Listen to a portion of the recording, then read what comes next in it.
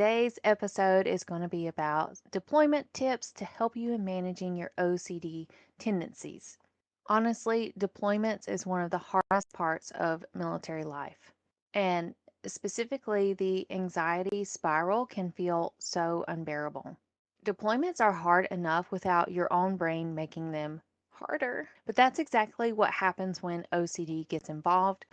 And what's interesting is that research shows that communication frequency during deployment actually correlates with spouse anxiety levels.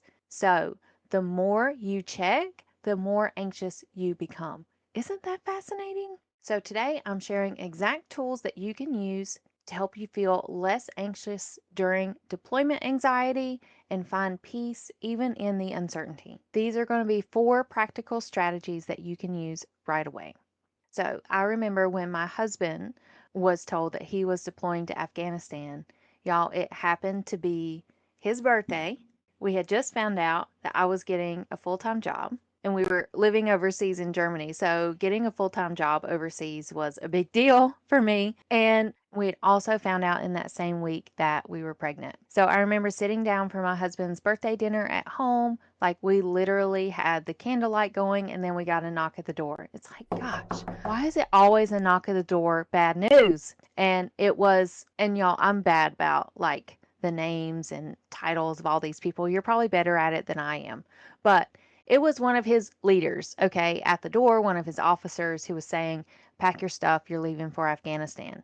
And it's like, what? Yeah, it was one of those situations where we weren't expecting it, but it is part of the military life. My husband was new to the unit, so it was basically him catching up to the people who were already deployed. Anyway, so then he packs his bag.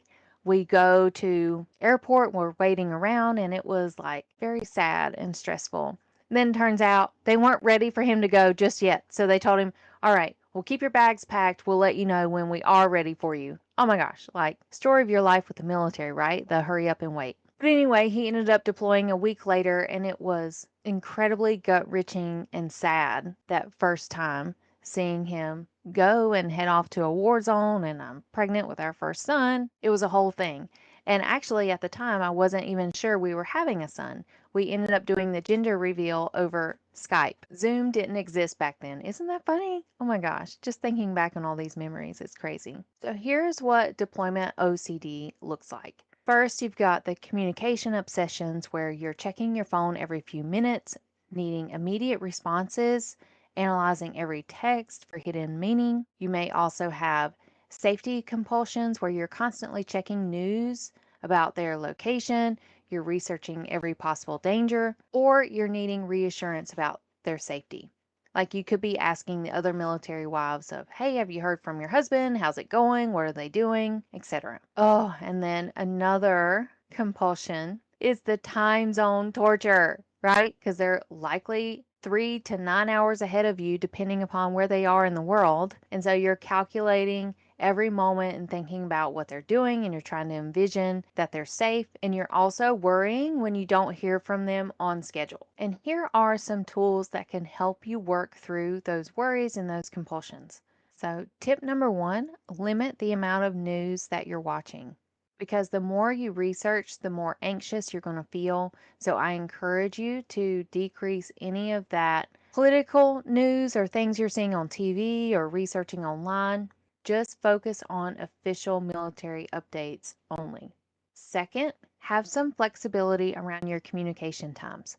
Maybe you can agree that every Sunday afternoon is your once a week check in so that it's not too much, it's not overdone, but hopefully there could be some predictability around when they can call home. And if for some reason you don't hear from them, then err on the side of no news is good news because you have no other evidence or facts to go on. Tip number 3, I encourage